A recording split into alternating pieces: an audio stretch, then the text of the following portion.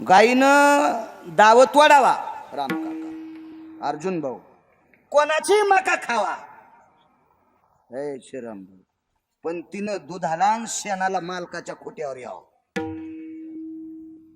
कीर्तनकारानं गाडीवर बोलवाय फिरावा पण टपकन आपल्या कडव्यावर यावा म्हणजे लोक दगड हाणीत नसते आपल्या कडव्यावर आलं पाहिजे बाई मारुती रायल म्हणले हनुमंत लक्षात ठेव त्या रक्ताच्या थेंबापासून मालक तयार होतेच त्याचं कारण एका गुहेमध्ये एक अमृताचा कुंभ आहे त्या कुंभातून भुंगे अमृत आणतात त्या रक्ताच्या थेंबावर टाकतात आणि त्याच्यापासून पुन्हा एक रावण तयार होतो हा प्रकार आहे पण तुला रामप्रभूला पलंगावर आणावं लागेल बर ठीक आहे म्हणजे पण मारुतीराय बुद्धिमत्तान वरिष्ठ तुकोबराय का शरण जातात हा काय तुकोबरायचा अधिकार आहे आणि काय माझ्या मारुतीरायचा अधिकारी किरण अधिकारी तुकोबराय मारुतीरायला शरण जातात मारुतीरायने विचार केला मर्यादा पुरुषोत्तम प्रभू रामचंद्र येत खर तर प्रभू रामचंद्र चंद्रसेनेच्या चपला सगत पाया पडतील पण प्रभू रामचंद्र मात्र चंद्रसेनेच्या पलंगाला पाय लावणार नाही बसणं तर सोडून द्या मग मारुतीरायनं डोकं लावलं त्या बाईला सांगितलं बाई एक लक्षात ठेव माझी माय प्रभू रामचंद्र पलंगावर येतील पण जरासं जरी विघ्न झालं तर ते वापस जातील बाई म्हणली विघ्न माझ्या घरी तो का म्हणे पतिव्रता तिची देवावरी सत्ता काय ताकद आहे विघ्न तिच्या घरी झाला साहेब शक्य का मारुतीराय त्या गुहेत गेले शेपटीला आदेश दिला भुंगा दिसला की हाणायचा 14 जाती भुंग्याच्या 14 जाती त्याच्यापैकी अमृताचा तो सुगंध घेणारे ते पियुषा भयस्थितो ब्रह्मराती जायते ही एक जाती त्याच्यासाठी 3 श्लोक आले एका पुराणामध्ये बाकीच्या 13 जाती भुंग्याच्या फुलावरचा मकरंद खाणारे भुंगे वेगळे फुलावरचा मकरंद खाणारे लाकडं कोरणारे भुंगे वेगळे आणि गोळे करणारे भुंगे वेगळे गोळे करणार माहितीत ना तुम्हाला भुंगे गोळे करीत आहेत गोळे हो समजून घ्या ना ते बी खाली येऊन सांगू मी कळत असते खेड्यातली माणसं आहेत तुम्हाला कळतं ना ते भुंगे कोणते असते हे गोळ्या करणार भुंगे लाकडं कोरणार भुंगे किती चांगलं कवाड करावं वरून कवाड चांगलं पिठच पडायला खाली पिठच काही ठोतत नाही काष्ट कोरितम भुंगा भुष्कटम पडतम भुई हो हे शपथ संस्कृत आहे खरं नाही असा श्रेष्ठ कवी तर लंगड्या रंगूबाईचा जावाई हे काय असं जोड्याला संस्कृत आहे ओरिजिनल संस्कृत काय ब्रह्मरती निभय वेग सुधाना काष्टा भयतती आनन पुटे काष्टांडोळ सकळस्ते दान तेजो कांतीन व्याप्ती जनाना काष्टां लब्ध भयो जना काष्टं लब्धो भयजना काष्टं लब्धो भयजना वरून सुढाळ चकचकीत तेजस्वी असं तेजस्वी चकचकीत लाकूड आहे छिद्र दिसत नाही आणि भोंगाड्यानं मधातून पोखरून टाकलं हे भुंगे हे भुंगे आणि त्या जातीचे भुंगे नव्हते अमृत ग्रहण करणारे भुंगे त्यांना सांगितलं बेटा हो तुम्हा 14 जणांना शिल्लक ठेवतो तुमची बीज उत्पत्ती पुढे वाढेल नाही तर तुमची जात संपेल पठ्याचं एक काम करा चंद्रसेनेचा जो पलंग आहे तो 52 चंदनाचा आहे आणि त्या पलंगाला चौकून आतून टोकरा आणि वरून नुसतं पापुद्रा शिल्लक पापुद्रा बदाम एका डब्यात बदाम होते बाईनं गडबडीत पप्याच्या बापाली एकादश होती त्याला दिले आणि सासऱ्याला 1/2 किलो साबुदाण्याची खिचडी केली नवऱ्याला बदाम दिले आणि सासऱ्याला साबुदाण्याची खिचडी त्याला 2च दाढा वरची खालची तो साबुदाणा इथून दुकानावर घेतलेला तो कढईत हालिता हालच न तर मी म्हणलं कस काय हालन साबुदाण्याची उलथाण्याची येडीन झाली इतका साबुदाणा चिकट आणि ते सासऱ्याला द्याला त्याला 2च दाढा वरची खालची सासऱ्याने पहिला घास खाल्ल्या म्हणलं खाण म्हणलं झालं काय उचलत ना त्याच्या वाटाळ्या उपसिल्या तर वाचलं म्हातार ते असा साबुदाणा सासऱ्याला आणि नवऱ्याला बदाम देती हाय का नाही ही ज्या गावात आहे त्या गावात पाऊस कमी पडतो गळ्यात शपथ हो खोटं कशाला बोलू सासू सासऱ्याचा विरोध करणारी बाई चांगली नसते हो तुला मालक भेटलाय ना, त्या म्हाताऱ्यामुळं तुला मालक भेटलाय माय, हे ध्यानात ठेवलं पाहिजे. हो, सासू सासऱ्याच्या विरोधात कोणत्या कोणत्या सुना येतात, तुम्ही 8 जणी उभ्याच राहा. हो, उभ्या राहा, तुम्ही उभ्या राहा, 8 जणी उभ्या राहा. ठक ठक दिसायलात मला रावण दिसल्यावानी, यम दिसल्यावानी. माग पाहूच नका तुम्हीच. हो, त्याच्यातल्या दोघीने तर म्हातारे बोलू बोलूच मारले सासरे. सुनबाई काय है, अशा आवाजातच मेले काही सासरे. टक टक दिसायल्यात राम काका 8 जणी. मला वाटतं उठाव जिजा, पण राव द्या, ऐका नाही मरायची एखादी. जाऊ द्या, एवढ्या बास माफ करतो, पण याच्यानंतर सासऱ्याला त्रास देऊ नका. तुम्हाला गिरगावच्या बाळूची शपथ आहे. हो, काय श्रावणात उपास धरून फायदा आहे, घरातल्या लोकांना त्रास देता तुम्ही. सगळ्यात मोठा परमार्थ आहे आपल्यासाठी ज्यानं जीव जाळलाय त्याची सेवा करणं, ही पंढरपुरातल्या मालकाची सेवा आहे. तुम्ही जिवंत देवायला विचारित नाहीत आणि तिकडं नंदीला पाणी घाल, महादेवाला पाणी घाल. अहो, माणसं बिलय चेड्यावानी श्रावणात दाढी करीत नाही. महादेव केसात गुतला का? एवढं माणसं एक म्हणला आपण श्रावणात कटिंगच करीत नाही. अरे तू जवळून गेल्यावर ढवळ्या कोंबड्याचा वास आला तू आगाचा, आणि तू श्रावणात कटिंग करीत नाही. इतका येडा वे महादेव तुला पावायला. अरे त्या महादेवाची पिंट ह्या बोकांडीवर पडून सुटल्या. दाढीत आणि कटिंगीत कुठे शंकर गुतले, ते काय येडीत का काय? विठाला विठाला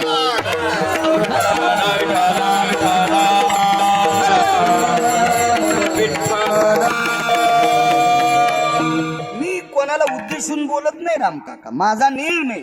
मला ज्ञानोबराय तुकोबरायनं सांगितलेले व्रत आवडते. ज्ञानोबराय तुकोबराय ज्या व्रताला मान्यता देत नाहीत, ज्या उपासाला मान्यता देत नाहीत, ते उपास पठ्याला कव्हाच आवडत नाहीत. विठाला विठाला विठाला.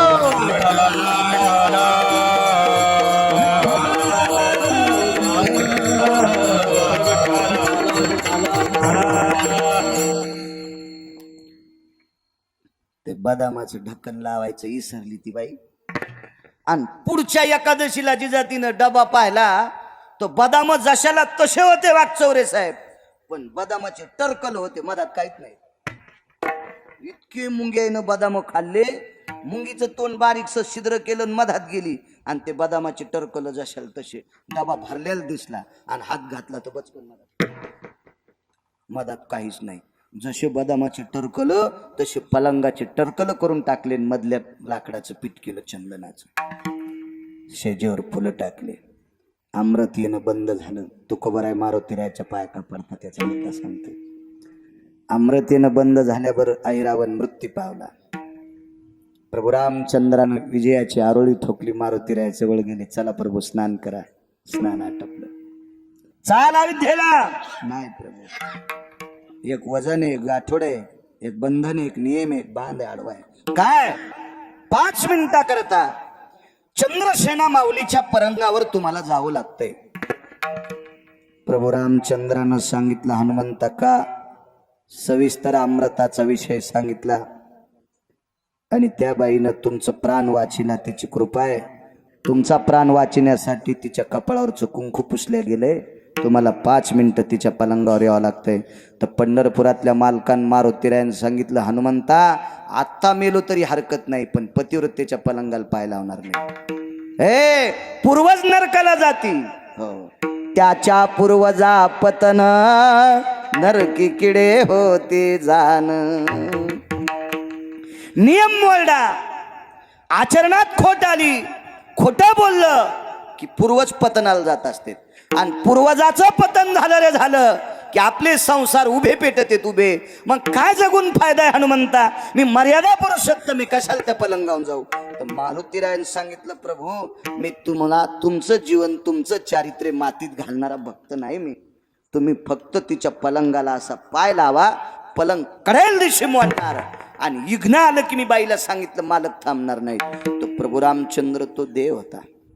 देवानं सांगितलं हनुमंता मोठा पर्वत पायानं चुरा करायची माझ्यात ताकद आहे, पण पतिव्रतेचा पलंग चिवट्याचा जरी असला ना, चिवट्याचा पण तो मोडायची ताकद माझ्यात का नाही?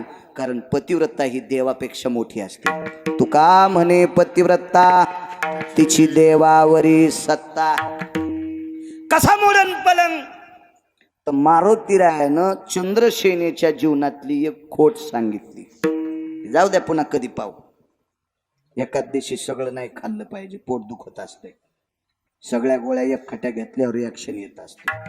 आणि तितकं तात्विक पुण्य ढळल्यामुळे प्रभू रामचंद्राला सांगितलं, नुसता तुम्ही अंगठा लावा, पलंग कळेल दिशी मोडणार. आणि नियम आहे, युग्न आलं की प्रभू थांबणार नाही. पाय बरं हनुमंता? हो म्हणले मालक. हा, मी असं करणार नाही. प्रभू रामचंद्र दारात आल्याबरोबर काय चंद्रसेनेला आनंद. पुढच्या जन्मात चंद्रसेना कोणती नंतर तृप्तता केली. भाग पुढे भागवत आहे का लक्षात येईल तुमच्या. नाही तर मोठाले मोबाईल आहेत, तुम्ही त्याच्यावर पाहून तुम्हाला कळतं इथून गेल्या. हो, तर मग बाईला पाहिल्याबरोबर, बाईनं मालकाला पाहिल्याबरोबर प्रभू रामचंद्राला पाहिल्यावर आनंद वाटला. पण प्रभू रामचंद्राचं मन असं बस असं बस बस चलत असते, असं होत राहत असते. असं मन बोंड्या इच्छित होतं प्रभू रामचंद्राचं. कसं होईल, कसं होईल, कसं होईल.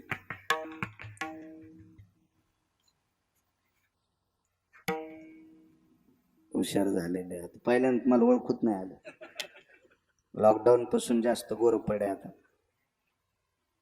हो, मी गाडेकर बॉल विचारलो कोण, आणि आमची लय दिवसाची भेट गणू दादाची माझी. आता कधी कधी लोड आल्या. पितांबर सारला थोडासा आणि पायाचा अंगठा पलंगाला लावला. कडे दिशी पलंग बाईकडे पाठ केली, वृंदावनाकडे तोंड केलं. प्रभू रामचंद्र निघाले. Cut cut cut cut cut अंतःकरण तुटलं. यानं 5 मिनिटं माझी सेवा घ्यावी याच्याकरता मी स्वतःच्या मालकाचं मरण सांगितलं आणि स्वतः वैधव्य पत्कारलं. पण यानं अंगठ्यानं पलंग मोडला. बाईनं तोंडाने शाप नाही दिला रामकाका. तिचं अंतःकरण तुटलं आणि वाघचौरे साहेब हृदयातून एक शाप पडला. एका पतिव्रतेचं अंतःकरण मातीत ज्या अंगठ्यानं घातलंस, याच अंगठ्याला बाण लागल्यावर पुढच्या अवतारात तुला मरावं लागेल. भिल्ले विंधिले शारंगधर. द्वापार युगात हेच रामचंद्र कृष्ण झाले आणि प्रभास क्षेत्राच्या ठिकाणी समुद्राच्या तीरावर मागच्या अवतारातला वाली जरा नावाचा पारधी झाला आणि त्यानं प्रभू राम कृष्ण परमात्म्याच्या अंगठ्याला बाण मारला आणि देवानं कार्य संपिलं. कलियुग सुरू झालं. कोण्या अंगठ्याला बाण मारला? जो अंगठा चंद्रसेनेच्या पलंगाला लागला त्याच अंगठ्याला बाण लागला. त्याला बाईच्या अंतःकरणांच्या राहिले मारुती. मा येतो मी. ये हनुमंता ये. चांगला संन्यासी आहेस ना, खोटं बोलत नाहीस ना तू, चांगला संन्यासी आहेस. ये माय ये. मारुतीराय निघाले. पण निघल्याच्या नंतर शेपटीच्या गोंड्यात एक भुंगा अडकलेला दिसला.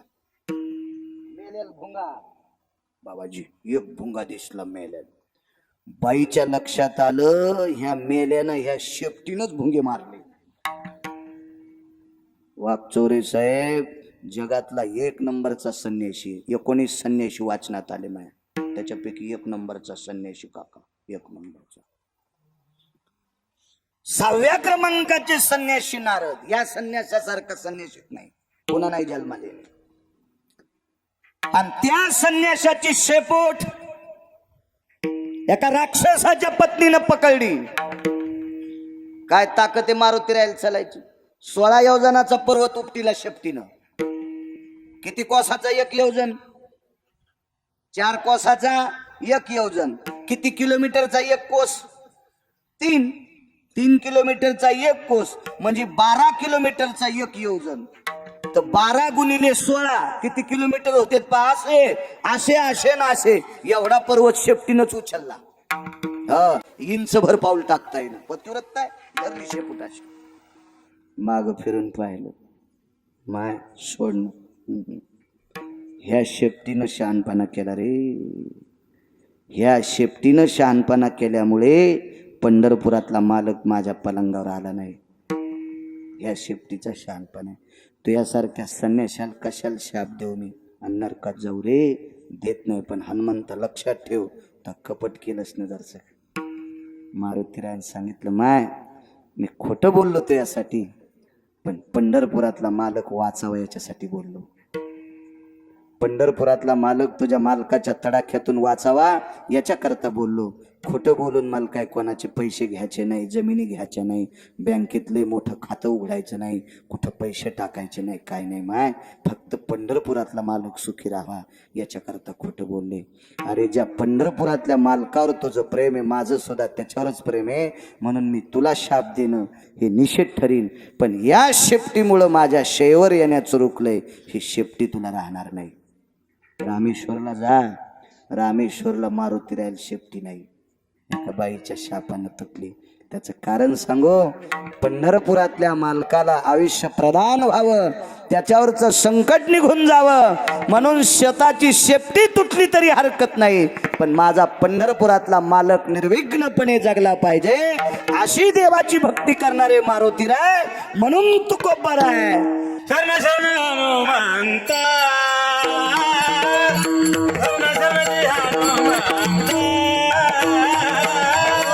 शरण शरण हनुमंता, शरण शरण जी हनुमंता, शरण शरण जी हनुमंता, शरण शरण जी हनुमंता, शरण जी